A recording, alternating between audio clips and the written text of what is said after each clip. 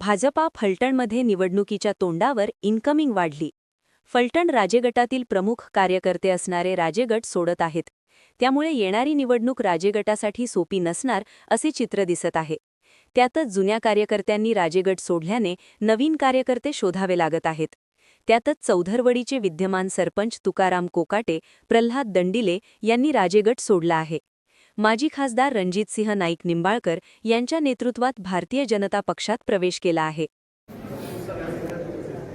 चौधरगडी गावचे विद्यमान सरपंच कोकाटे मामा आणि ग्रामपंचायत सदस्य श्री दंडिले यांचं भारतीय जनता पार्टीत मी स्वागत करतोय.